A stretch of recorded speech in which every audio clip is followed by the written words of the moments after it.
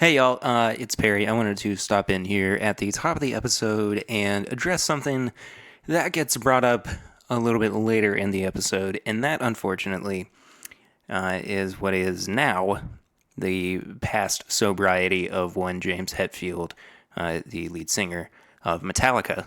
This was recorded before he went into rehab last Friday.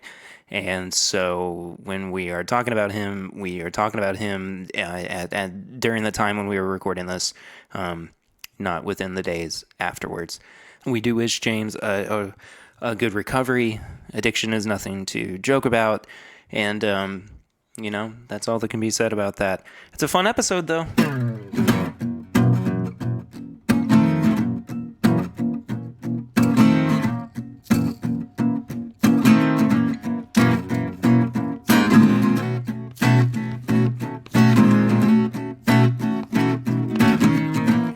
Welcome back, everybody, to another episode of This Is My Bourbon Podcast. I am your host, Perry.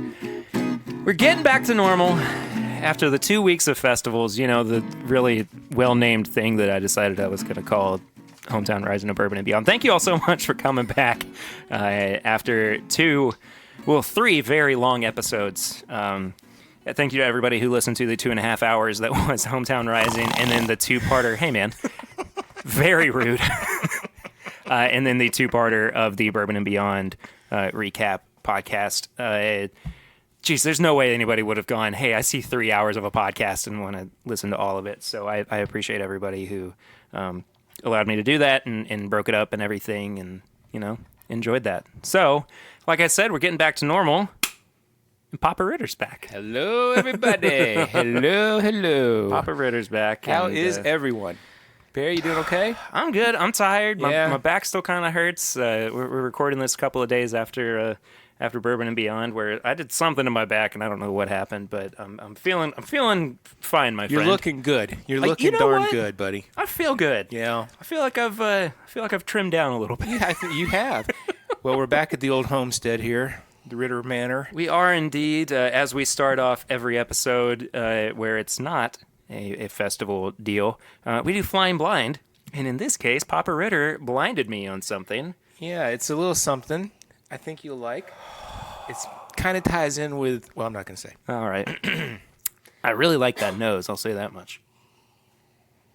It's a little something I picked up at the liquor barn just this past Friday. Oh, I have no idea about that then. I've had one taste of it. I was going to ask you if you had tried this yet. I had, and it opened up a little bit. That's good. Yeah, it's good. Look, so after Bourbon and Beyond, I was like, my body needs a rest. my palate needs a rest too. And so after a couple days of not really tasting anything, everything's just like exploding throughout it. And so a lot of flavors are just kind of, blowing up on me on my palate. And, I'm picking up things that I didn't really, notice before. One thing in particular is a bitter dark chocolate note. Yep. that kind of is coupled with a really nice, those chalky mints. Yeah. That grandparents used to have, and they look like communion wafers. Right. Yep. But they were that's what that tastes like, and I like it a lot. When I opened it Sunday night, today's Wednesday. Excuse me. It had a huge oak flavor. It was not. There was no heat to it. Everything went to the back, which is going back today.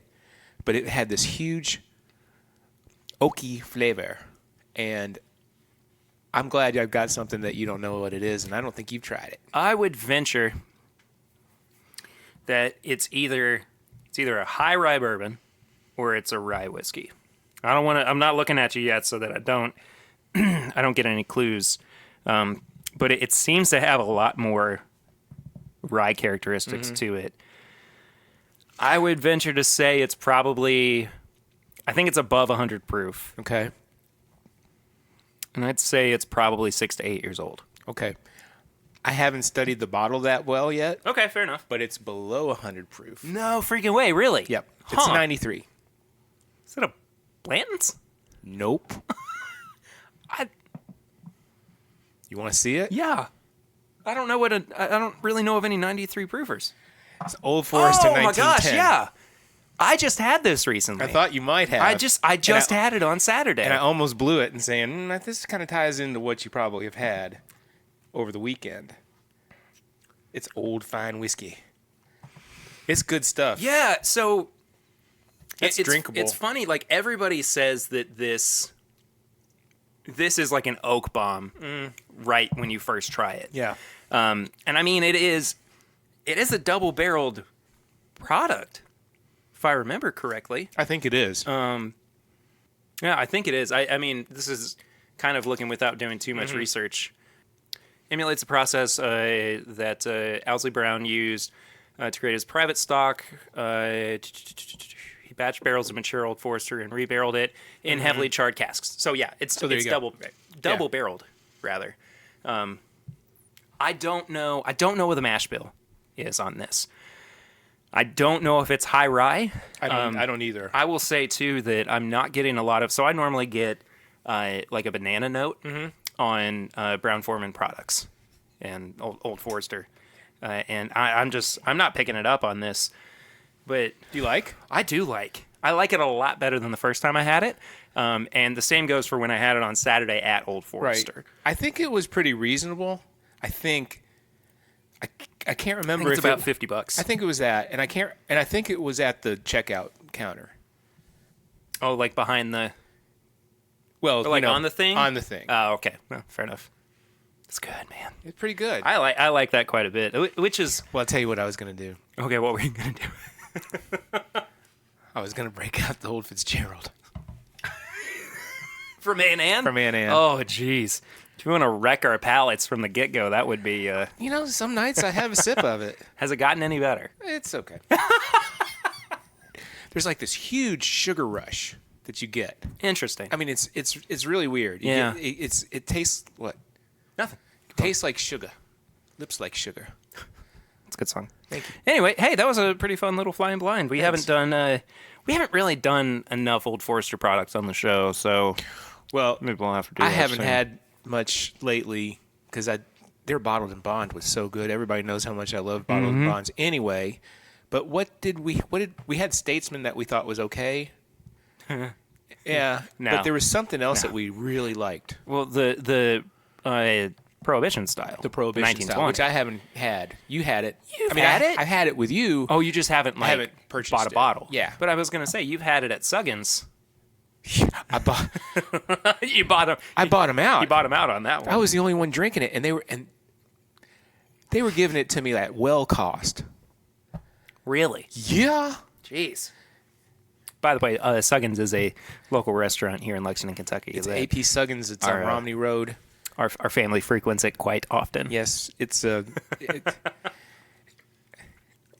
I always tell people from out of town that we're going out for dinner, and they're like, "Oh, I hope it's fancy." I was like, "No, it's not." No, not really. No. So, can I say hey to a couple people real fast? I would be happy if you said hey to a couple people real Well, fast. we'll tie it in with this later. Yeah, sure, but- and we'll do what you've been drinking here in a second as Yeah. well. But I want to say hey to my two new friends, Alyssa and Ruby, Oh my gosh. from the Sisterhood band, who shouted out to me 2 weeks ago and brought me to tears. I can't remember who it was that said "Don't cry." It might have been. I think it was Alyssa. I think wasn't I it? might have said it at first. I was like, "Oh, he might cry over this," and then Alyssa was like, "Don't cry, Dave." Yeah. The funny thing is, I usually go by David. If you want to call me Dave, that's fine. But Well, they're I like, said "Is he Dave?" I said David originally, Yeah. and what they heard was Dave. Yeah. And I was like, I'm not going to correct him. No, and you're like, "Yeah, that's if fine." you listen, after they said Dave, there was just like a split second pause where I was like, yeah. Yeah, I did. I noticed that. And I was just like, "That's too funny." That was it was a very like half a second thought where I was like, do I correct him? Nah, let it go. Dave is fine. What Perry knows is I'm a huge Stones fan, Rolling Stones. Oh yeah. And when they were talking about Ronnie Wood, I was like, oh my gosh. And Perry kept on telling me, what? No. Keep going. Yeah, we'll touch on that a little bit Perry more. kept on telling me, Dad, you gotta listen to the Sisterhood band part. You have to. You just got to. I'm like, okay, I will. I'll get to it. And I listened to it Monday or yesterday. Anyway, yesterday. Monday. That doesn't matter. It doesn't matter. And I was just like, oh my gosh, that was cool. That was very cool. So Yeah.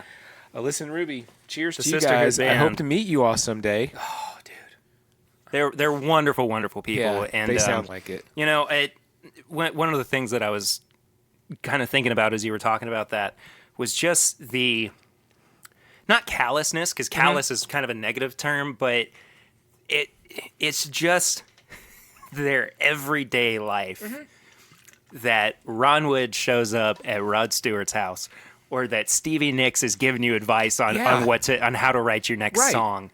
And it just blew my mind. And, you know, and Alyssa made a joke about it, too. She was like, oh, you know, look at all the names we just dropped. Yeah. And I was like, yeah, but it's so cool to hear that these people are still just real. They're just people. And that's kind of, you know, we do the same thing with bourbon people. I mean, you think about Jimmy Russell. Jimmy Russell is on the pedestal of pedestals right now in terms of bourbon legends that are really kind of still living. But if you think about, like, all those musicians, the top tier musicians that we hold in the highest regard, hearing people talk about them like, yeah, I saw Rod last week. He came over. We went to Suggins. I just happened to, right. I just happened to be sitting on the front porch, and here comes Ron Wood waltzing up. But they're cool. Yeah, and how cool was that when Ronnie was over at the house, and they're covering Gasoline Alley. Oh, yeah, and then they played it at Hotel Cafe at their first ever gig. I hope you guys are listening, and we'll shout out to you. Yeah, we'll I hope they are too. And okay. Anyway, yeah, great people. So I just wanted to say I'm returning the lob here, and the love. Hey, Dad, I got to ask you though. Yeah. What have you been drinking recently? Well, Four Roses. Four Roses single barrel. Four Roses small batch. That Small batch select. The small batch select is just the best. It's the best. They did it's something. Not, everything so, is the best. Well, it's so good. Yeah, they did something so right with that product. Yeah. And honestly, I think that it's between that and WB Saffel for me this year for the top contenders for best whiskey of 2019 so far. There's nothing. Hey, Dad's got it right there. This is what happens when we go over to Dad's. Is he's like, hey, look at this. Got another bottle in the closet. But those two, I think, were the best representations of bourbon, of whiskey in 2019 so far. And we're still 3 months off. We're closing in on it from that conversation. I know. But honestly, I hate to say this. 2019's been a weird year for bourbon. It's not had the standout punches that 2018 did. Last year was solid. Last year was unbelievable. And it took me so much more time to really think about what my top 10 were. And this time it's like I could, rattle off the top 5 right now. And some of them would I think be surprises just because nothing has really stood out the way that 2018 bourbons and whiskeys did. Right. So I'm hoping. I don't want to rely too much on the allocated season as we approach the nearing in on that. Yeah, as we get to the end of the year, but maybe something is going to come out and just blow me away. But right now, I don't mean to be a negative Nancy. 2019's kind of disappointed me with bourbon so far. Maybe the new decade will bring something big in for us. We can only hope. I tell you, Perry, what else I've liked too is and I've been through almost one, and that's Legion, excuse me. Legion, yeah. Legion. And it's okay. It's good. I see that. It's not that go-to. That for me, and this might be the first year that I've really had the most disappointing category. That's been, I think, maybe my most disappointing whiskey out of the year. Yeah. And I hate to say it because I really did have high hopes for it. And I heard good things about it. Yeah. But I just didn't, we reviewed it on the show. I didn't give it a great review, but I didn't give it a bad one. Right. But ever since I've gone back to it since then, it's okay. It's just not really done anything for me. It's not really held up. So, I don't know. But it's not. It's not bad. It's not bad. It's not bad. It is very, very middle of the road. Trying not to for me. Trying not to sound like two drunk yahoos here. Hey, if you know about that, you know about that. And thank you to everybody who stood up for us in that dark time. But gosh, that was a dark time. Is right. That was awful. We've been taken to the curb. Look, if you want to know more about what we were talking about just there, creepers. shoot me a message, and I'll show you. Well, I'll show you what happened. Yeah. Anyway, so anything else you've been drinking recently? I opened Maker's Cask Strength the other night. Just regular cask strength, not the private select. Yeah. I'm sorry. Yeah. I've actually got my Christmas bottle of that on the bar cart right now. Really? Yeah.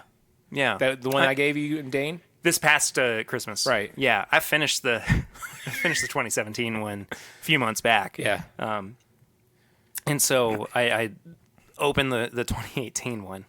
It's a weird thing to say.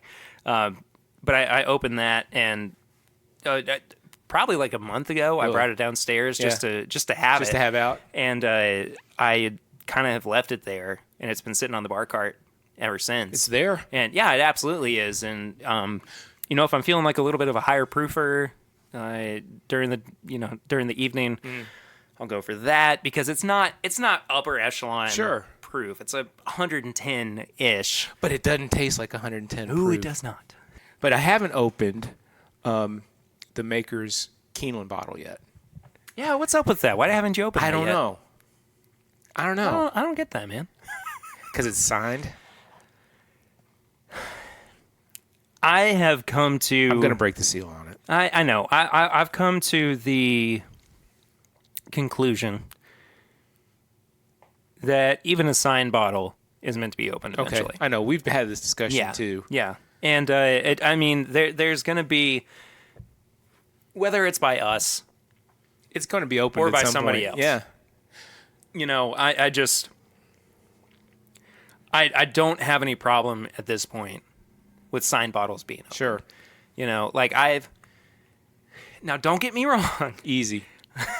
I've got a bottle of 101 signed by Jimmy Russell that is really, really special to me. It was the first time I ever met him, and that was one of those moments where everything just kind of clicked. Right. And there's a time for that. Exactly. And I know when it is. I know when it is too, and I don't want to think about it just I don't yet. either. But I'll help you. Yeah, absolutely. But here we go. Yeah. We are 20 minutes in at this point, maybe 18, but yeah, broken a tear already. It'll happen eventually. Yeah. So anyway, yeah, I love cask strength. It's good stuff. I don't know, just here and there, whatever, 1792. Oh, hey, I mean, that's some fine stuff, guys. Good stuff. That's fine. Can't say enough good things about 1792 right now. I still have just a little bit left in the anniversary bottle. Oh, do you? Yeah, just a little bit, and then I have a little bit in the bottle and bond, which I have not seen since. I'm sure it's out there. I just haven't seen it. I've got an anniversary bottle that I haven't cracked yet. Do you? Yeah. Dang it. I know. That's an off-air conversation. Okay. We'll talk about it eventually. Okay. But so I've had a really crazy couple of. I haven't really been able to talk too much about what I've been drinking because I've been so focused and a lot on the podcast stuff and a lot. I mean, no. Yeah. But take that how you may. Mm-hmm. But so I got to try 291 whiskey, which is a rye whiskey. By a guy named, you're going to laugh Michael Myers.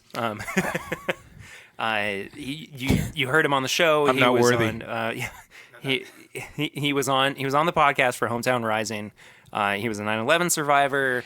That was a great interview. Yeah, that was a fantastic interview. That was one of the most powerful interviews I think I've ever gotten to do on the show. He gifted me with a bottle of that, so I've enjoyed that. And he's since done Hometown everything. Rising. He's been done all over the everything. globe, all over the goddamn place. Gosh, let's see what else. Actually, we're going to be talking about it later. But the hospitality tent at both Hometown Rising and Bourbon and Beyond featured blackened whiskey and Internight Pilsner. Which I had in Louisville when Sarah and I saw them at the Yum Center. Yeah. I had a lot of that. Man, It was good. on a hot day in Louisville, Kentucky, with no fans blowing in a media tent, there is nothing quite as refreshing as Internight Pilsner. Internight Pilsner. For your next party. Is that in the stores? I have no idea. I don't think it is. I could not even tell you. Like when I think I told you this off air once that when I was going for like my fifth one, Here we go. The bartender goes, "Do you want to keep the can?" And I was just like, "Really? No." And she was like, "Well, lots of people are keeping the cans," and I was just like, "Well," and they weren't crushing them or anything. To chuck it, James. I'm just kidding. James was so freaking cool. James was like finding kids out. Parents were bringing their kids, and he was taking They have their Metallica picks, guitar picks, and each has their own pick. What do you got? Oh, you got picks? Thank you. You're My welcome. blackened pick. Cool. Yeah, I'm keeping the Internight one for myself. Can I see? But- yeah, absolutely. Sorry, I thank totally you. forgot until you said that. Thank you. But I went over to the blackened tent and I so was like, cool. "Oh, look, it's our picks." else you And- got? Oh, it's just your picks? my standard stuff. Anybody knows I'm a huge guitar pick fan. Yeah. Oh, so- this is cool. So there's a blackened guitar. Thanks, I Perry. forgot your T-shirt. That's okay. Dang It'll come. I'll bring it. Well, anyway, James would just like go over to one. They had stands, like they played in the middle of the arena, and they had mic stands everywhere. And all of them, Robert and Kirk and James know what stands, and he has his own personal cool pick, That's cool. and he was giving it to kids, Oh, that's awesome. like Good for 8-year-olds. him, I man. mean, just he's Good for him. as hard as they are, as for what they are. They're and I've said this stand-up before. gentlemen. Metallica's Yeah, pretty darn good. Yeah. Pretty darn cool. absolutely. Right. So I had all that at Hometown Rising and Bourbon and Beyond. I had, and I was very, very excited about this, Yeah. at Chad and Sarah's wedding. Oh. So I pulled Chad aside at one point and I was like, "Hey, I didn't bring him tonight, but I've got wedding pours for you, which we'll get to eventually." And he was like, "Well, I've got wedding pours for you too." And I was like, "What are you talking about?" And he was like, "Well, I've got that Booker's that you and Swan got us, and then the pre-fire Henry McKenna Right. over at the table." So two of the absolutely finest whiskeys I've ever had in my Which entire was the life. Booker's? So it was unnamed. I think you told me about Yeah, this. we got them. It was before they named the batches and before they had them in the stained boxes. Right. It was still just the regular pine. Right. And I think it was from, 2012, 2013. Nice. Maybe even 2014. I can't remember for sure. I'm all freaking out over my new pick. I see you keep looking at it and everything, but I'm listening to everything yeah, you're saying. no. too. It's totally fine. But oh my gosh. Oh, okay. We have to talk about this because it kind of indirectly affects the show, and it's something that might kind of come back up later on in the year. But so I also went to Limestone Branch with Chris and Leanne, Right. the Australians, Uh-huh. and they have a small barrel of malted rye aging right now. Ooh. It was distilled. Well, it was put in the barrel. Excuse me. November 17th, 2017. So on November 17th, 2019, it will officially be a straight rye whiskey. Nice. I got to try some of it. It's really daggum good. And I worked with them a little bit on the decision to, kind of keep it in the barrel for a couple of months and everything. And, made sure that, everybody was in agreement that, it needed a little bit more time, even though it was fantastic. Cool. When we tried it. And where was this again? Limestone Branch. Okay. Same people who do Yellowstone. Speaking of Yellowstone, Yeah. got to try the 2019 limited release. How is it? Oh, Dad. What's the proof? 110? 101. 101? Yes. 101? 101. It's fabulous. Really? Yes. And so Stephen Beam, who is their master distiller there, he also found a honey barrel for this year. So they've also got a limited release single barrel, also at 101. Oh, man. Oh. I cannot begin to tell you how fabulous that bottle of bourbon is. It's stupid. It's stupid how good it is. And I'm after talking about bourbons that kind of didn't quite pique my interest this year, that one did. And So will that be out? Hopefully. I'll have to ask him a little bit more about it and kind of figure out what the distribution is going to be like, or if there's going to be any distribution. Right. I honestly don't know what the plan is for it. I hope so. So it's good. It's very good. Yeah. What about the release of Yellowstone? What about it? The limited release? Oh, I mean, that's going to be wide release. It's just that single barrel that's going to be more hard to find. So anyway. Cool.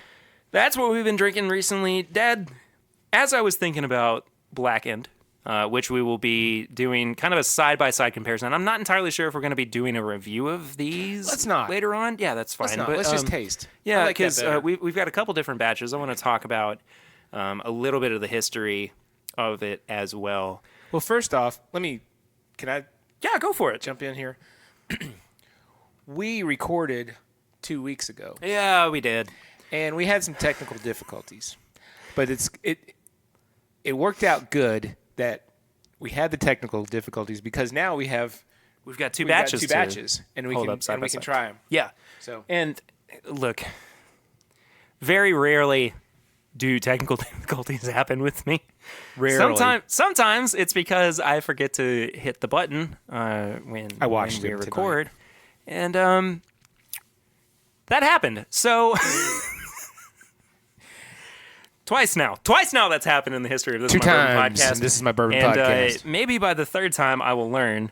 But We're red lighting it otherwise- right now. Yeah, we're good. We've got 28 minutes down so far. And a new guitar anyway. pick. And a new guitar. Did Anybody- you well on this one? Anybody want to send me their guitar picks? If you have a personal guitar pick you want to send, Send us a message. We'll send figure us a that out. message, Yeah. So as we were thinking about Blackened, and again, and I'll send you one of mine. some of this for us is going to be a retread because we've already kind of had this conversation. It's okay.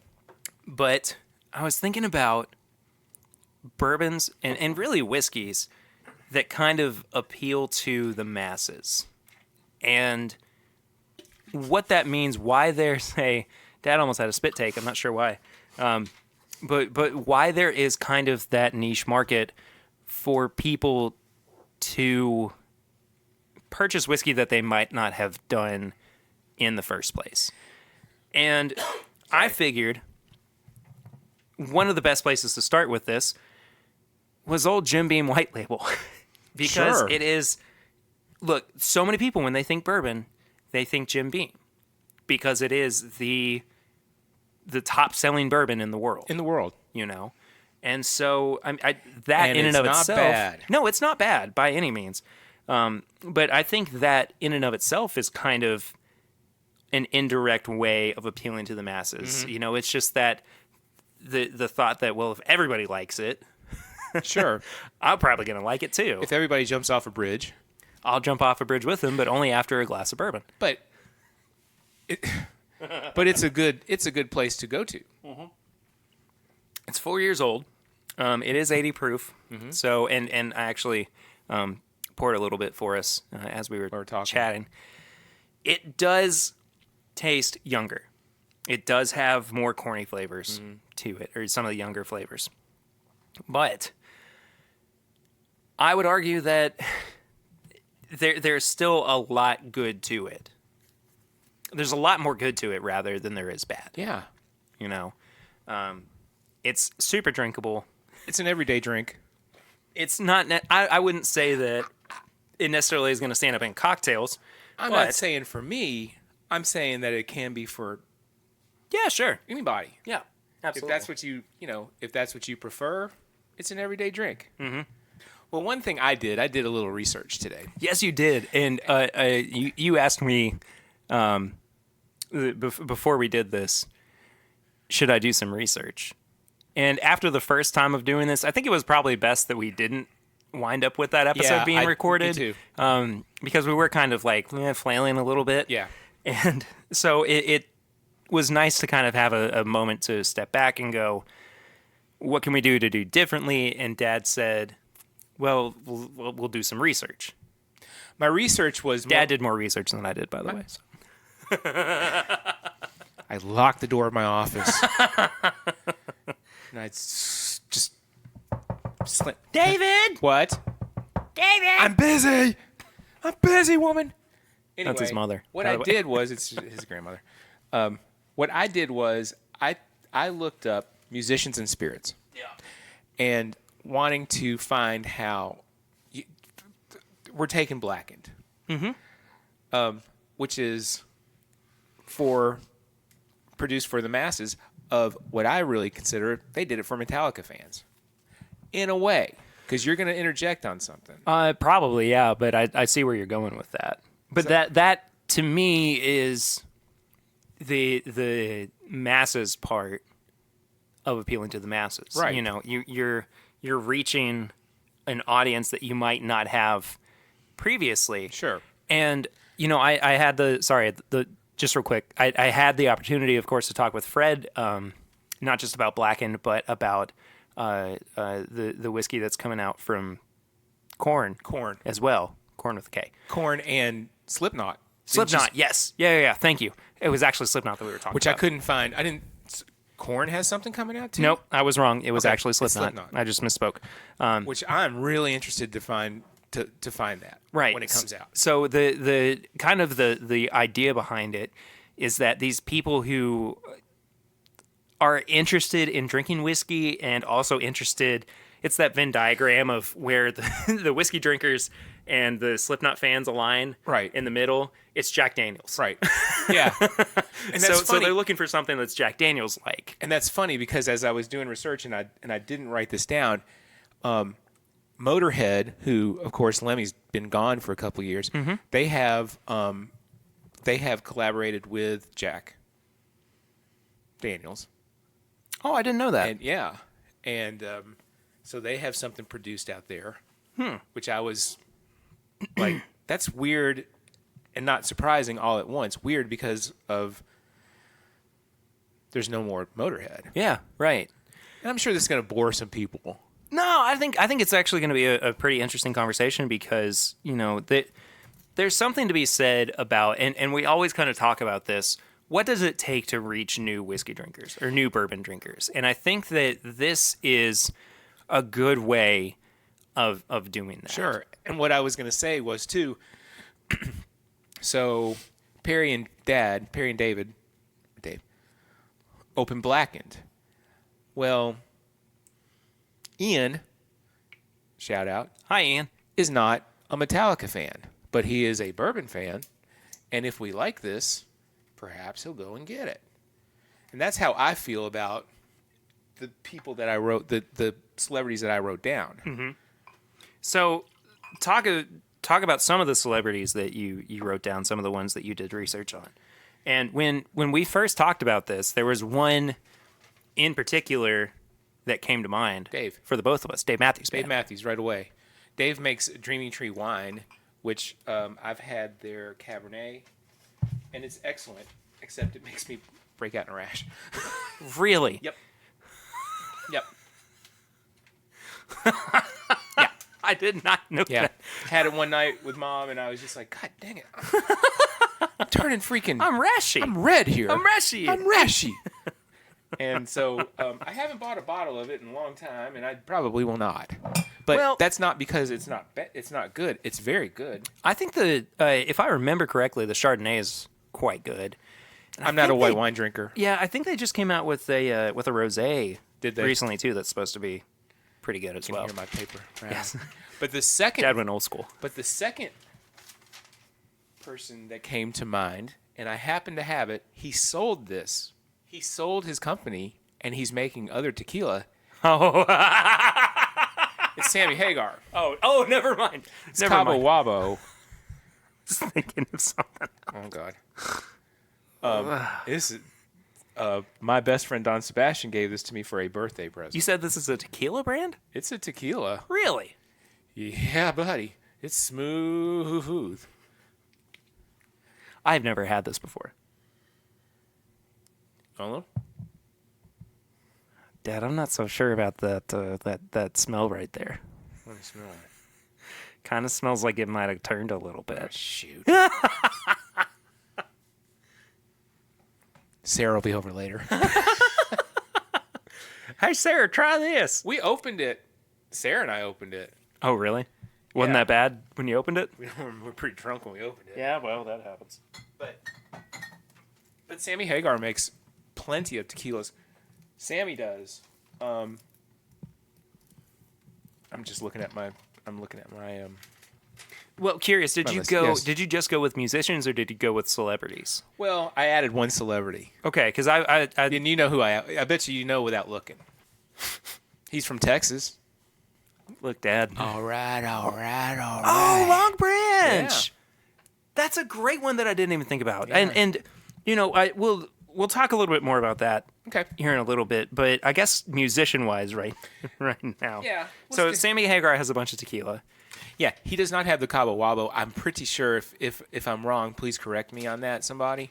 But he has other endeavors that he's in, and he has. I mean, he's everywhere. Sammy's everywhere. As we have stated before, Willie Nelson has Old Whiskey River. Yes. Bob Dylan has his own spirits. They're called Heaven's Door spirits. Right. Florida Georgia Line has a whiskey called Old Camp. Oh, there's one that I cannot even believe I didn't think about talking about. Have you had it? Redneck Riviera. What is that? Oh, it's the whiskey from Big and Rich, John Rich's. Oh yeah. Whiskey. How Is it is John Rich? John Rich. Yeah, it's bad. Look, we actually reviewed it on the show. Did you? Yeah, Yeah, I think I kind of remember that. didn't hold up too well, but Darius Rucker has backstage whiskey. that's right. He does. That's one of the newer ones Yeah. that have come out recently. Kenny Chesney has a rum, which Right. I'm not surprised about that at all. No. I'm surprised he wouldn't be in tequila too, but kind of in the Slipknot genre. Anthrax has two, and you're just gonna spit your water out when you hear from who they're working with. One is, and I should have written more down about it, but y'all can look it up if you want to. One is called Indians, and it is produced by Jefferson's. He did spit. See? That blew me away, Dad. The other one is The Devil You Know, and that's in Knob Creek. I don't have any more water in my mouth, but that's a Knob Creek. Yeah, so What they're do you working with mean both. it's a Knob Creek? Like it's a Jim Beam product or No, it's a Knob Creek product. that's. I'm gonna have to look into that a little bit more because Look I'm into not both of entirely them. sure what that means. I can't remember the website I looked at. What I did was I just Googled musicians and spirits and then musicians and whiskeys and Yeah. like Rolling Stone had a little article. Well, they had a big article about the Dylan. And Oh yeah, that's something people have been talking about for. where is forever it? now. Have you never seen it? No. Oh really? Is it out? Yeah. It is? Yeah, it's been out for like a year and a half now. Year and a half? About a year. It came out. I feel like it came out about mid-year last year. Where? It's at Liquor Barn, man. Heaven's Door. On the shelf? Yes. Shoot. I've seen the high end bourbon too. At Liquor Barn in Hamburg. If it's is it on the maker side or is it on the might be on the non-maker side. Okay. I can't remember. It's been a while since I've noticed it. Okay. But I know it's there. So Would Cletus note it? Cletus probably knows. Did you see that Cletus shaved? Get the heck out. Cletus shaved his beard down. Cletus. He looks good, man. He's sharp, dude. He is. Talk about that off air. Speaking of beards, Billy Gibbons has one from ZZ Top. Oh, yes. I think his is a tequila. I got to see that. You saw his beard. Yeah. I've seen his beard too. But I think his is a tequila too. Like I said, I can't remember really the website I went to, but I just kind of skipped over and just thought of the ones that I thought were particularly, Yeah. I want to say something about Long Branch. Yeah, and there's a couple You other don't know what I'm celebrities that saying. I want to touch on too. But before we get there, though, we have to kind of talk about what is the appeal, I guess, of a musician putting their name on a brand like that, right? Right. And so we'll start with Dave Matthews. So Dave Matthews, for big Dave Matthews fans, And two of them in this room. know him as a more classy, kind of down to earth, not so much of the party guy that he used to be, right? Right. So you look at backstage pictures of them before they go on stage. I was thinking the wine. same thing. He's drinking wine. Yeah. And he's sharing a glass or a bottle of wine with some of the other members of the band. And so when you think about that, somebody that you identify with that part of their life does something like this, produces a brand that, because they are so into that market, they then produce something that is in that market that Right. they feel like is the strongest representation of what they like. Right. It's almost like being able to sit down with them or share in an experience with them. Yes? No, keep going. Okay, Because sorry. I've got something I just thought about. But then you think about the the hardcore Metallica fans who have been Metallica fans for years. And I'm talking about like the deep Metallica is life kinds of fans. That's all they do. Where, they're into that lifestyle and, they follow the band around and They got everything. hair down and to they their get, butt. Yeah, but they get into that, pounding shots and pounding beers and everything. And so when something comes out that is so endorsed by the band, yeah, the market is going to react to that. Do you think no reflection on any of these people that we're talking about, meaning celebrities or their fans, even if the product is crap, do you think that they're still going to go buy it and go, yeah, it's the best thing I've ever had? Yes. I think so too. Yes. I think so too. I absolutely think so. And with us, it's an interest. Yeah. Correct? So Does tequila turn? I don't know. Okay, go ahead. You're I'm really worried. I'm really worried now. I don't know. We'll figure that out off Okay, air. go ahead. No, maybe not. So I liken this to something else I know really well: guitars. Yeah, right. I So- know what you mean. So for the unknowing, there's been this phenomenon really over the past almost 30 years where guitarists have gone to Fender or Gibson or whatever, and they've created Paul a Reed guitar that is, Paul Reed Smith now too, and that they've created something that has been indicative of what they really want out of a guitar, or it's built to their specifications, or they've workshopped it forever and ever. A signature series. Yeah, exactly. So, I am a particular guitar player. I play Stratocasters, which are made by Fenders. That's my go-to guitar. I'm a particular guitar player too. I suck. That's not what I meant. Ah, jeez, Dad. But I play Stratocasters, and John Mayer, who is has famously been a Stratocaster player for the past 20 years at this point, recently went to another company and built a guitar that looked like it. Then he went to Paul Reed Smith and built a guitar that looked very much like a Strat. And so for me, it was kind of more the brand recognition as opposed to the artist recognition and kind of following the artist along with what they do. Until I tried it, and it wasn't like, oh, John Mayer's the best. I appreciated it for being an instrument in and of itself. And I don't know where I fall on that spectrum of me going, really, really great job by this artist. This is fantastic. I love what they did. And me going, it is what it is. But I feel like I'm in the middle. I think you're in the middle. But if you had played the Carlos Santana, Paul Reed Smith, which at the time when it came out over 20 years ago, everybody raved about it. And again, this is my guitar podcast. Oh, I could do that. Not as much as I used to be able to, but I could do that. You could. But there's a difference in that, because I wasn't. If we're talking about brand to brand, I wasn't jumping from one brand of guitar that Santana may have been playing to another brand that was very, very similar. You played that SG forever with a couple of tweaks. Yeah, exactly. So that's it's a whole different musician podcast, rant. yeah. But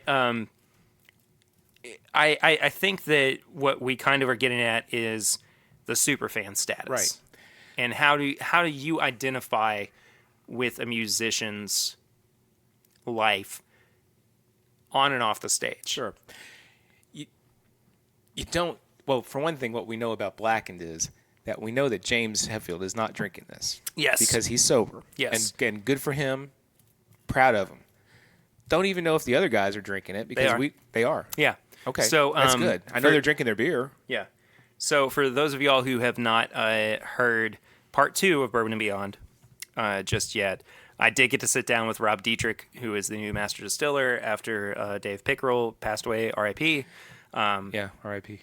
And I made sure to talk with him about what the decision-making process was behind, creating this product with sober members of the band. So I don't want to harp on that too much, but that's there for people to listen to. And I think the appeal was not 100% Metallica. It was about 50-50 because of what Dave was doing. And that's why. Oh, absolutely. That's why. Yeah. That was the appeal to me. It was, I love Metallica. Well, yeah, you all know that. But this was the last big. I got to pick. This was the last big project that he was on. Dave worked on before he passed away last year. And so, that's why it's. Let's pour some. Of the Blackened? Yeah. Yeah. Okay. So we did just drink. I want to talk about this real quick too. This guy is kind of a celebrity in his own right in the culinary world. This is a Tattersall single malt whiskey from Chef Justin Sutherland, who was on the show at Bourbon and Beyond. He was on Top Chef as well. It's 110 proof, aged about 2 years. I like it. I'm not really a single malt guy. Yeah, me either. But I think it's a good product. And, I'm a giver? Did they give it to you? Yeah. Shoot. Yeah. I got some free whiskey. Good stuff. I got some free whiskey during Hometown Rising and Bourbon and Beyond, but that's another conversation. So anyway, let's pour some Blackened. Okay. I held my hand up because I have while you're going through this. Mm-hmm. There's also a couple ways to look at all of this mass marketing and celebrity stuff too, and I hate using what I'm going to say because I don't want to be looked down at. But there's also a sellout factor. Absolutely. That people look at. Absolutely. I do not think Metallica's selling out. I don't think that a lot of these. I don't think Dave Matthews is selling out. I don't think a lot. But I want to say something. Go for it. Y'all know what a Pearl Jam fan I am.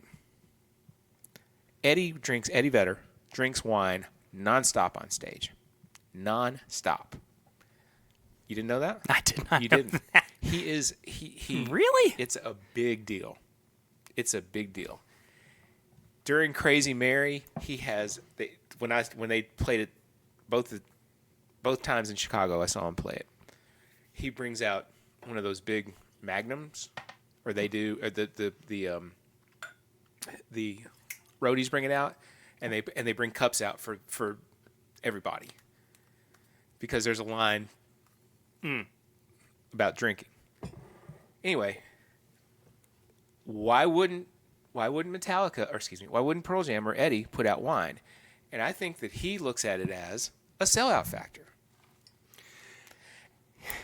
Yeah, absolutely. You understand? And I think that's so what I think you're kind of getting at there is the difference in mindsets that are achieved based on genres. Sure. So I know.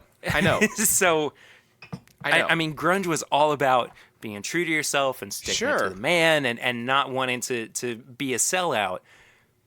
But it would make sense if he did something like that.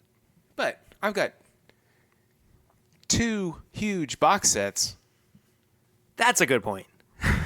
How is that not selling out? Exactly. You know? That and yeah. You know, a vinyl release that they only put out from one live show a year that, you know, costs $100. And what do you think? Where's the sellout line? Yeah. I'm not calling out my band. I'm just making a point that there could be plenty of people looking at the list of celebrities and musicians that I said that could be selling out. Is Dylan a sellout? Hell no. Well, I think you know what I mean. Yeah. Bob Dylan's kind of a gray area for me. Mm-hmm. And the reason that I say that is because I don't know how much involvement he might have had. I think a lot. Really? I think a lot. Well, if that's the case, then that's not selling out. I mean, that's having a passion for something and wanting to involve yourself with it. That in and of itself is a totally different conversation from selling out. Mm. And that's why I think that, you know, like... Did Anthrax go to Jefferson's? You know, I mean, those are questions as bourbon lovers that we would like to know. How much? No, just go ahead and put my name on it. I don't care. And that's all about as we journey along through the bourbon boom, us wanting to see more transparency in the industry. You know, and I think that does get to also not just the whiskey makers, but in this case, what kind of hand did these high-profile celebrities have in creating something that they've stamped their name on? Sure. I mean, this is like going back to Metallica. We know that they're hands-on, but it's the others. Mm-hmm. I think if Eddie Vedder had produced his own wine, I know so much about the guy, I think that he would be right in there. And he wouldn't put his name on it. He would put the band's name on it. Because that's how he is. And I mean, because he didn't even like, this is crazy. I mean, he didn't even like his own picture on the cover of Rolling Stone. Right. Years ago. Yeah. He was mad because they told him that the band was going to be on. And he thought it was selling out. It was a sellout. For sure. For sure. Here's where this line kind of starts to get blurred. And that's when we start talking about Long Branch. Okay. So okay, there are other couple of high profile celebrities that come to mind right now when talking about spirits that have been produced. And thank you for bringing that up because I haven't had Long Branch in a minute. So I'll be interested to try this again after we try some blackened. I think you're going to be surprised because I'm interrupting you, and I had it not too long ago. and I wasn't too upset with it. Perry's I'll back's be bothering me. happy to try it. But anyway, so there are two high-profile celebrities other than Matthew McConaughey that I think of that have really been involved with or really put their name on a certain brand. Mm-hmm. George Clooney, Yep. with his tequila. Yes. And then Ryan Reynolds with his gin. Mm-hmm. And I again don't know a whole lot about what their involvement with those brands were.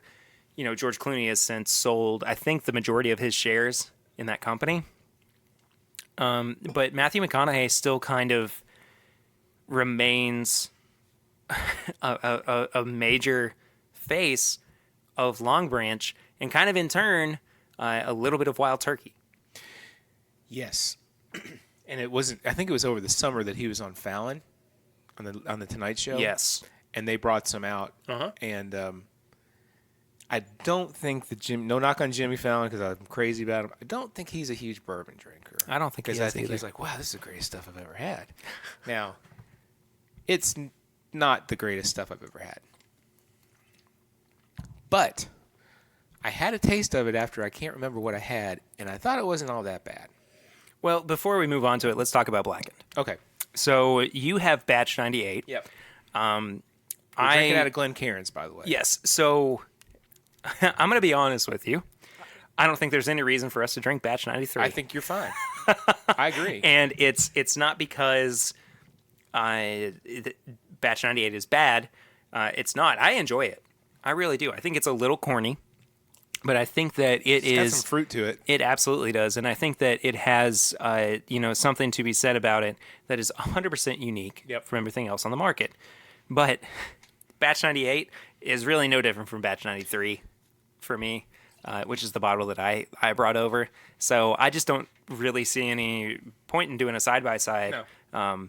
At this point, I think that it's a really pretty consistent product. Again, I do think that it is going to appeal to the people that it's meant to appeal to. Mm-hmm. I think that they did a great job of producing something like this. And no knock on anybody. For their fans. Oh, absolutely not. No. You know, Dave Pickerel had a vision. Yeah. And now Rob Dietrich continues that vision. And, Metallica has really done something special with this. I mean, there's not a lot of products out there that when they go into the warehouse, they've got sound pumping into the barrels. That's so cool. To, move the whiskey around a little bit more. So, I mean, I'm glad I have my 2 bottles. And I'll continue to sip on them. It's not. I don't know what I expected, Perry. I didn't know if I was like, I'm expecting a Maker's product, a better Maker's product, a 46 like product. You know what I mean? I don't know what I was expecting. And go ahead. Sorry. And I'm still very glad I have it. Yeah. And I of am course too. I am too. We're tasting fruit, and it's like a black brandy cask. So yeah. I mean, I'm happy with it too. It's also not a bourbon. It's a whiskey. No, it is. It's a blend of 5 different whiskeys, if I remember. 5 or 6. I can't remember exactly what Rob said. It is unique in and of itself. Yeah. And do I think that it's going to appeal to the masses? Yeah, I really, masses I that really do like it. I really do. It's there's always that thing that people say. Well, I don't like it when it burns. This doesn't burn. I rolled my eyes. This doesn't burn. It really doesn't burn at all. I hate using the word smooth. It's a real smooth. It's very whiskey. smooth. I mean, there's not a lot of heat to it. There's not a lot of alcohol burn to it. Mm-hmm. It's a 90 it's proof. very sippable. Can I imagine hardcore Metallica fans pounding this, in honor of the show that they're about to see? Yeah. Absolutely. There's people in parking lots. They're at bars. They're pounding it back. Yep. So, I would like to try some bourbon though. Let's try some. Because do you want to go back to the Long Branch, or do you? Yeah, let's go to the Long Branch. Okay. Yeah, because I think this is going to be a nice place to kind of wrap up this appealing to the masses. This has been a fun show. Conversation. And I hope everybody enjoys it. Yeah, I I hope we too. brought it. I've had a rough couple of days, and I mean, Doesn't show. You're a trooper, Papa Ritter. gosh dang it, right. Papa Ritter, you're my hero. Remember last year we did a show on a Friday. Kill it. Knock it back, Mo. That's There's way more too bourbon to be had. Is there any more left in there? well, yeah. Have some of mine. That's way too big to pour for me. That's very poor.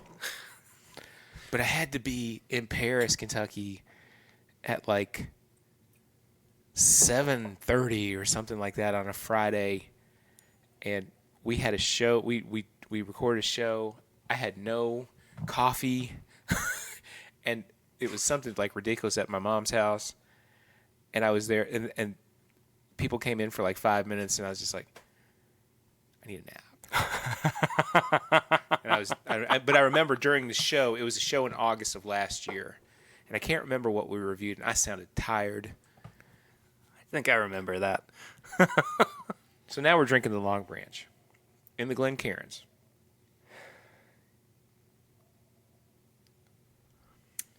Smells like Teen Spirit. not quite. Smells like Laffy Taffy.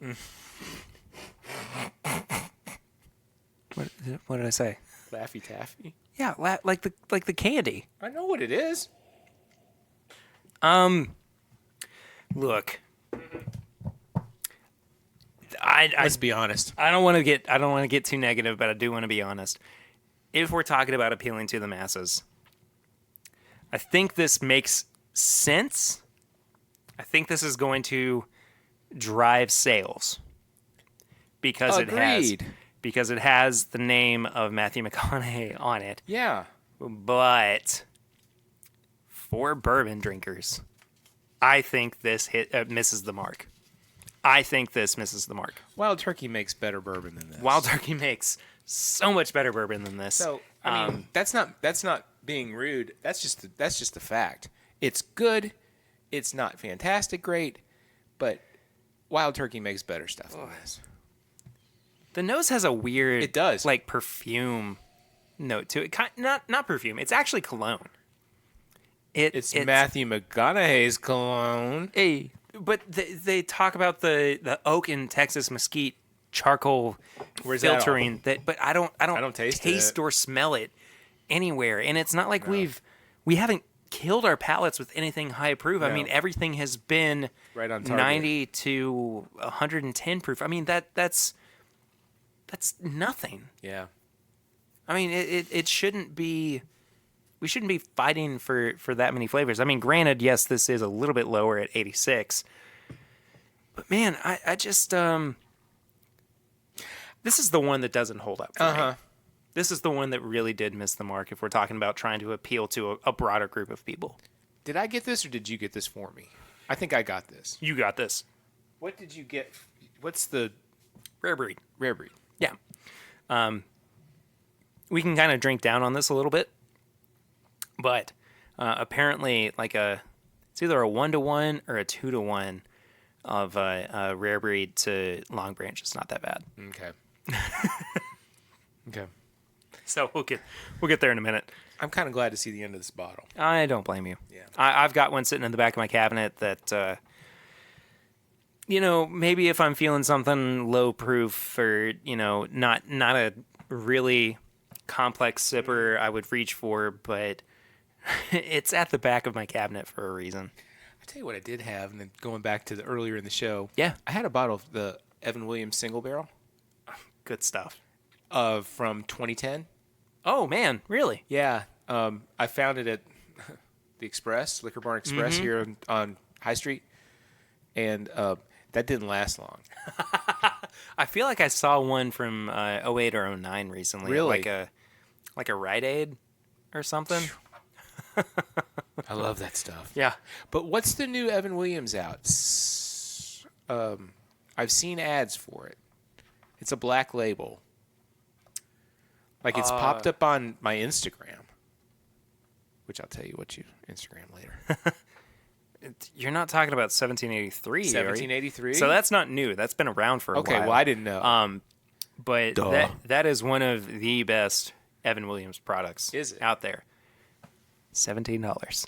Get out of here. What's the proof? 86, I think. Shoot the bed. Yeah. Shaking your head. Should I not said that? No, it's fine. I just like the censoring that you put yourself Well- through there. No, it's fine. No, look. After the past couple of weeks, we need some clean. Well, even Ruby dropped the family F-bomb. Well, yeah, I know, but I put an explicit tag up for Right. the past couple of weeks, so Right. it didn't matter. No. Hey, Ruby. Hey, Alyssa. This is fine. It's fine. It's fine. It's fine enough that it's over. I'm excited to move on to something a little bit stronger, a little bit more in wrestling flavor. terms, So it's not over. it's not over until the fat lady. There's a wrestling term that if a wrestler gets over, it's over the moon. You know, I have no idea if what Perry and I any of that Perry and I means. wrestle, and he's like a lower tier wrestler and I'm an upper tier wrestler, but I give him the best shot he's ever had at a title. I got you over. Okay. We're not getting this over at all because it's not that good. Also, not entirely sure how that tied in, but it's fine.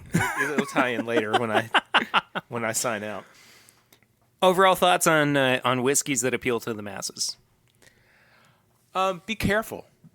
I think that's actually a really good point. Be careful. Yeah. I mean, you're gonna see your names of your stars or your people that you really like, and be careful. Blackened was. I mean, Perry got a bottle, but you know, I spent $56 on each bottle that I bought. Yeah. I told you all a year ago I bought, or 2 years ago, I bought Willie Nelson's Whiskey River for the guitar pick. It wasn't worth it. Not even for the whiskey. But Most expensive guitar pick you've ever bought. Unless you've been on eBay. years ago. Yeah, I want to kind But of... just be careful. I think that, hey, they look good, and if you've got a display or you've got you've got your bourbon room or whatever, conversation piece. it's a conversation piece. How good is that? Florida Georgia line Old Camp? It's good. To But that this point, is better. Yeah, to that point, I think that there's something to be said about appealing to the masses, rather, that invites them to experience what else there is to offer. Yeah. And look, again, like whatever you like to drink. Goes back right to it. It goes right back to and I know that is becoming just kind of our Our motto. our motto, but drink whatever you like, Drink and whatever you- if it's a $56 bottle of Blackened, go for it. Enjoy it. But I think that it allows people the opportunity to open up that conversation Yeah. for something that you could try that you might like a little bit better. Sure. That being said, though, I do like that notion of as be well do it. careful. Well, I just feel like No, you should be careful. I think that this is one of the few times where I feel like it's okay to really do your research before you buy a bottle. With standard bourbon releases, with standard whiskey releases, I think that it's best, within reason, for you to go buy something and try it for yourself without having somebody else influence your decision. In these cases, though, you need to do a little bit of research. right. Because they're not always the cheapest options on the No. market. Usually they're more expensive. They're a little bit more expensive. And just because Matthew McConaughey and Jimmy Fallon are drinking Long Branch on the Tonight Show, yeah. doesn't mean that you should run out and get it if you can't afford it. Yeah, Or exactly. Or Or do. Or do. Or do. I don't care. I can afford it, and I did it, and it's just like what? Yeah. But it's gone now. And again, it all gets down to personal taste and all that. But And what did Freddie say? the best way to drink it is just the way you like it. There you go. And I think that about does it for this episode. But we are not quite done.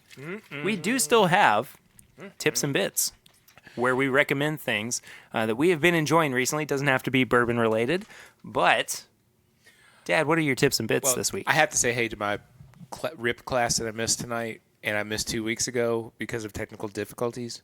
And so I hope you guys had a good class. Hope Stephanie didn't kick your butt too hard. But I'll see you all next week. I've got 3 things, Pear. Tell me, Dad. Robert Hunter died yesterday. Yes, he was the lyricist for with Jerry Garcia, the Grateful Dead. He also wrote Jack Straw with Bob Weir. And I didn't know that until yesterday. I know. Really? Yeah, I didn't know that. And I had no idea. I know. And that's like, I know. Mind's blown here. One of my favorite, of course, Grateful Dead songs. I'm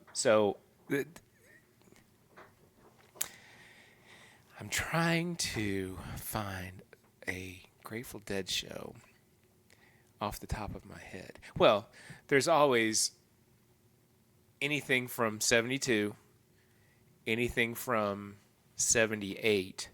See, I'm much more of a late 70s Dead fan. But, personally. hold on. I'm going to let you finish, but There's a turn from late 70s into 80s that I love because Keith Gotcho had left the band, and Donna, his wife, and Brett Midland came in, and that gave an energy to the band that you don't see later on in the later 70s. So anything in the later 70s from like November, December into the 80s, I recommend. Grateful Dead. yeah, for sure. Go Go ahead. No, go for it. Tying into the wrestling I met, I said a little bit ago, 2 podcasts I listen to. Get the Tables. Those guys are good. Big Boys and Body Slams. Those guys are fantastic too. They're we voicemail back and forth. They're good guys. I've been on at least one, and maybe this week's as well. I didn't know. Yeah. Dad. Yeah. They're like I was. They were watching an AEW pay-per-view, and they're like, call in on the voicemail line. I'm like, I don't know, dude. I'm going to do that. I don't know if they're like, do it. So anyway, I've called in twice, and I'm on there. And I just I sent him a message via Twitter that I was giving him a shout out. So Big Boys and Body Slams, give him a look if you're a wrestling fan. That's it. I suck. Dad's getting tired. Dad's getting real tired over there. So, well, I will give you my tips and bits as well. So I recorded a bit with Swan that has actually not made it to air because it recording schedules are weird, and I kind of in the middle of editing figure out what's going to be what. In this case, I recorded a bit that did not make it out, but a few weeks ago, and I think it was the first day of Bourbon on the Banks, was actually the anniversary of Jeff Buckley's Grace. Wow. Coming out. Wow. Wow. I listened to that. So excuse me, it was the 20th anniversary. 20th anniversary. I apologize. I was grilling out last night. Yeah. And a Buckley song came up on my iPod. Really? I still listen to my iPod. And it was a cover. I don't know what it was. I'd have to go back and look, but oh man. You and Dane love Buckley more than I do. We love but Buckley. when I listen to Buckley and I haven't heard him in a while, I always just adore it. So, If you are looking for a songwriter, a performer, a guitar player that just absolutely exceeds all of those expectations while still bringing something so unique Yeah. and so phenomenal to the Yeah. table. Jeff Buckley is that. And Jeff's everywhere.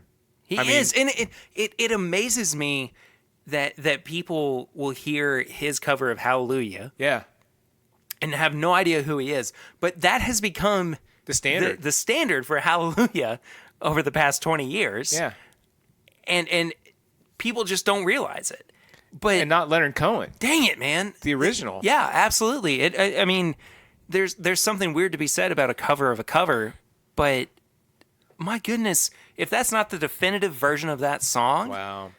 But you said, who did you talk to that said their version of Hallelujah was amazing? Oh, Image. Homage. Yeah. I am AJ. So she recorded a version in 5 different languages. That's right. That's right. That's right. Just insane. Just insane that anybody would do that. Did it But overlap? Was it? yes. Okay. So, well, no. Excuse me. So She just did 5 different versions. Yeah, no. It was one version, but each verse Gotcha. was in a different language. Gotcha. I interrupted you. Yeah. I'm sorry. No. It's fine.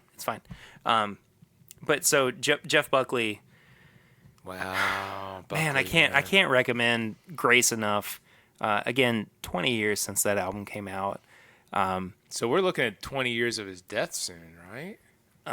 That'll be. Next year? Excuse me. You know what? I have said 25. everything wrong. It's 25 years Yeah. since that album came out. Yeah. So yeah, it'll be very, very soon that it's been 20. So I think 2022 is when it'll be have been 25 years since he passed away. Yeah. I'm so sorry. I know we're gonna get tweets or emails or something. You kill us. Telling us that we're very wrong, but Morons. yeah, it's Drunk been yahoos. 25. It's been 25 years since Grace came out, and very close to 25 years since he passed away. But Wow. he continues to be one of my favorite artists, and honestly, one of my biggest musical influences as well, because he did everything. He did everything. He did and he was, know? like I said, he was all over the place. Yeah. He could have been Springsteen. I think he could have been bigger than Springsteen. That's what, well, I'm setting the bar. Yeah, I mean, he could have been. If He had could have lived- been if he had, yesterday. absolutely the movie No, he Yesterday. definitely could have. If he had been able to, if he had lived long enough, and he had been able to maintain his voice, and from a singer's perspective, if he had continued to sing the way that he did, He was going to blow his voice out. he absolutely 100% in 3 years, Yeah. would have lost his voice entirely. I have a Jeff Buckley But- guitar pickup too. I didn't know that. You do? I thought you had. No, I did not know You that. don't, dude. Hang on. Shoot. No, hang on. no. Let's finish up All right, real let's quick finish up. before You're we. gonna- you'll have we one do that. before But you leave anyway, tonight. yeah. So, Jeff Buckley is not just one album, but everything that man did. That is my tips and bits for this week. Good ones. Let's get out of here, shall we? I'm hungry. Yeah, we need to eat dinner. And Thank you all so much for listening to this week's episode. We are, as of recording of this episode, 2 weeks away from episode 100. I'm 98 years old. That's not how it works. Thank you all so much for sticking through 98 episodes of this podcast. This is crazy. I don't think I've ever revealed this to the public before. The first ever episode that we recorded of the podcast was not, in fact, episode 1. It was the very first episode that Papa Ritter ever appeared on. I'm honored. I'm about to cry. So, that's something kind of special to, be that close to episode 100 2 years later, and, still be able to have really fun conversations. And I think that, if you go back and listen to that first episode that Dad was on, as opposed to now, man, our conversations have changed a We've lot. evolved a lot. It's not the the entire comedy- show has evolved. Yeah, since it's not the then. comedy show that you and I first had. It was That was something. Yeah, I mean it And was. thank you if you've stuck through Jesus. everything from day one up until One now. thing that we said to each other that I promised you that I would watch my language. Yeah, you've done that. And I Thank you. And I did that on purpose. Yeah, no, I appreciate that. And I've told people that haven't listened to it yet. I said it's clean, except for Ruby. For the most part. Right. Most part, you'll know if it's not. You'll know it. But yeah. Anyway, Thank you all so much for listening to episode 98 of the podcast. That is crazy for me to say out loud. Dad, thanks for being on. Perry, thank you for having me. Where I can love people- being here. Oh, It's a highlight for me, Aw. and I love you. And Thanks. And I love you too. love our listeners, and that's all genuine. Hey, they're all good people. They are. For sure. Where can people find you on social media if they would like to do that? If they want to follow me on Twitter, it's at JDRitter2. What's my Instagram? Ritter5. Ritter5. Sorry, I'm stretching. And Ritter5 at Instagram, and then find me on Facebook. It's cool. It's David Ritter at Facebook. There you go. I follow back. Unless you're a weirdo. Well, if you want to follow me personally, I am at pritter1492 on all social media channels. And the same for the podcast. It is at My Bourbon Pod on Instagram, Facebook, and Twitter. If you could give us a 5-star rate and review on iTunes, that would be amazing. We really do appreciate that. It helps new listeners of the show find the podcast itself. And if you are actually doing that on the iTunes podcast app, it is just a couple swipes below the podcast page. So as long as you are actually in the app, you can review the podcast itself. And that is a really great way for other people to find out about this podcast if they are listening to similar ones as well. You can send all of your questions and comments to thisismybourbonshop@gmail.com. We would love to hear from some of the listeners of the show. We are definitely going to be reading out some of those questions and comments here very soon as we approach episode 100. If you have thoughts or, some favorite memories of the podcast that you would like to share with us, we would love to share them on air as well. If you are not yet a part of our Facebook group, you can head to facebook.com and search for This Is My Bourbon Group. Just a couple of questions to make sure that you are who you say you are. And then we will, hey man, that's the best way to do it. It doesn't hurt. And then we'll make sure that you're a part of a really fun community where we talk about the show and bourbon news and all sorts of great things over there. And then last but not least, patreon.com/mybourbonpodcast is where you can go and support the show for as little as $1 a month. That really does help us out. I know $1 doesn't sound like a lot, but to us, it really is a lot. There's a lot of work and effort that goes into making this show every single week, and we really do appreciate any and all help that you all can give us. You get things like bonus episodes. You get to hang out with us on our Google Hangouts once a month. You also get special live streams from the podcast as well. So there's all sorts of stuff that you can benefit from if you support the show. Again, that's patreon.com/mybourbonpodcast. That about does it. It's episode 98 in the books. Cheers. It was originally like episode 95, 96? Something like that. Jeez. We killed it, Thank though. y'all for sticking through technical difficulties and, us having to redo a little bit, but we really do appreciate it. Thank you, Dad, for being on. Thanks, Perry. Again, I really everybody go appreciate follow it. Papa Ritter and tell him how much you love having him on the show. We'll I'm see you honored. next week, but until then, I'm Perry, and this is my Bourbon Podcast.